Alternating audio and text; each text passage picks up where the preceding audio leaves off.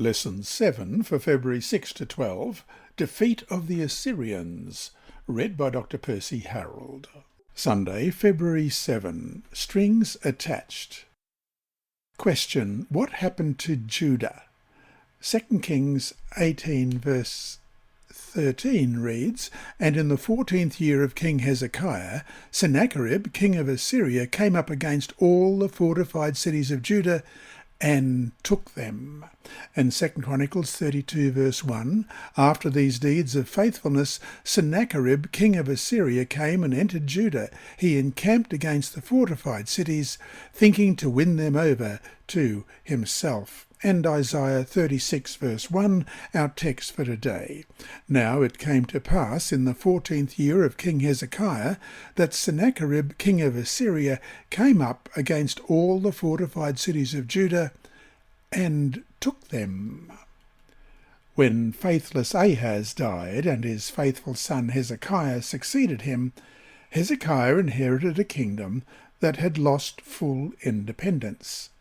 Having purchased Assyrian aid against the alliance of Syria and northern Israel, Judah was forced to continue paying protection money in the form of tribute to Assyria, as we read in 2 Chronicles 28, 16 to 21. At the same time, King Ahaz sent to the kings of Assyria to help him. For again the Edomites had come, attacked Judah, and carried away captives.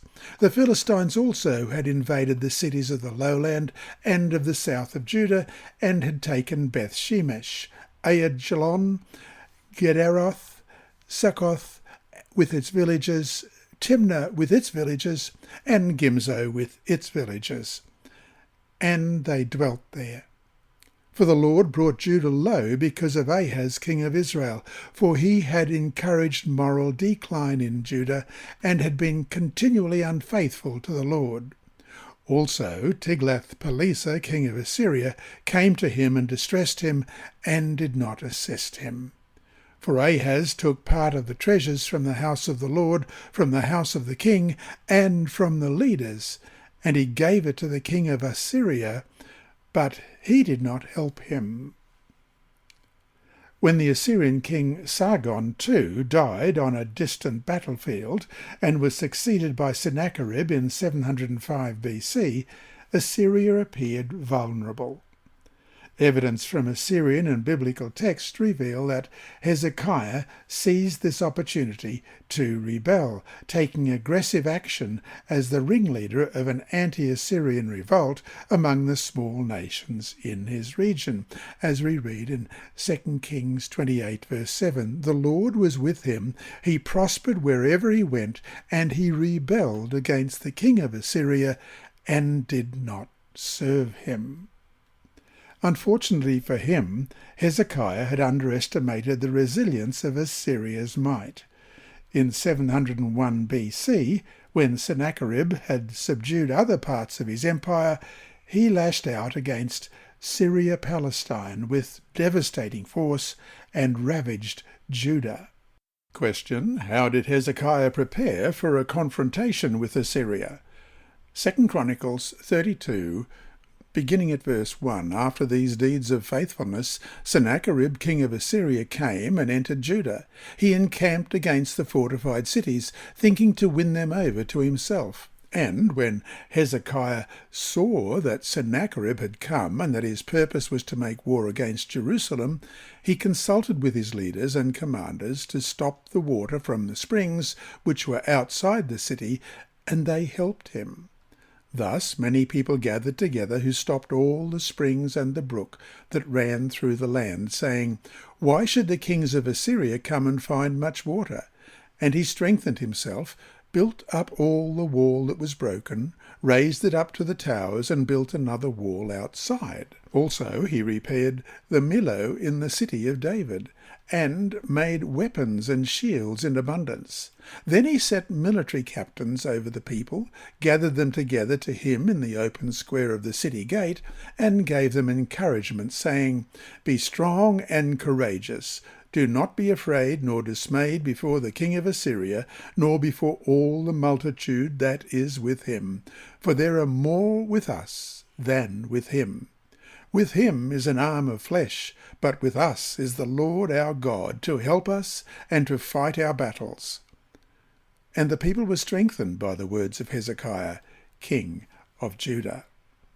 When Hezekiah saw that Sennacherib intended to take Jerusalem, the capital city, he made extensive preparations for a confrontation with Assyria.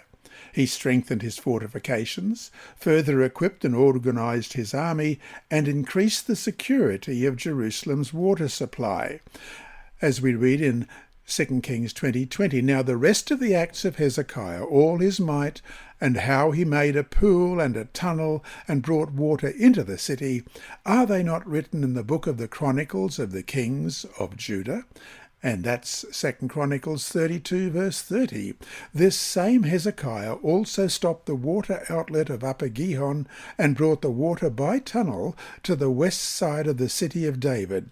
Hezekiah prospered in all his works."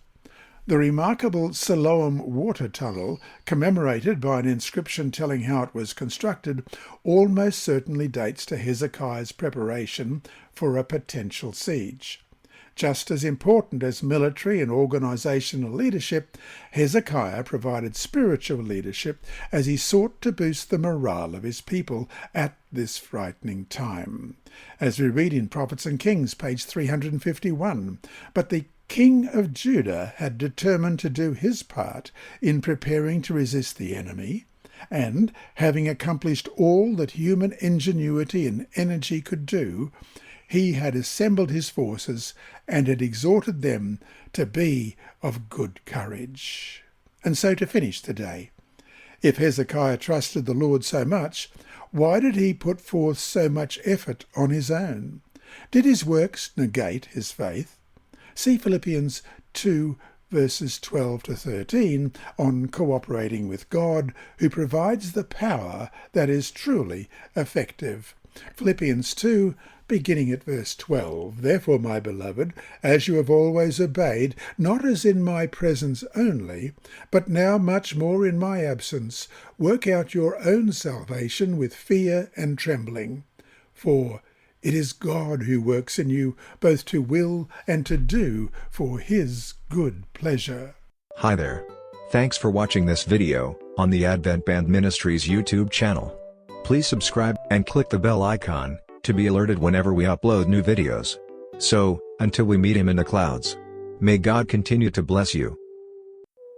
This lesson was read by Dr. Percy Harrold for Christian Services for the Blind. It's supported by the Sabbath School Department and Hope Channel Australia, and is rebroadcast by Christian Record Services and through podcasts at It Is Written in the United States, Hope Channel Germany, and through Apple iTunes and SoundCloud. Remember, God is always faithful.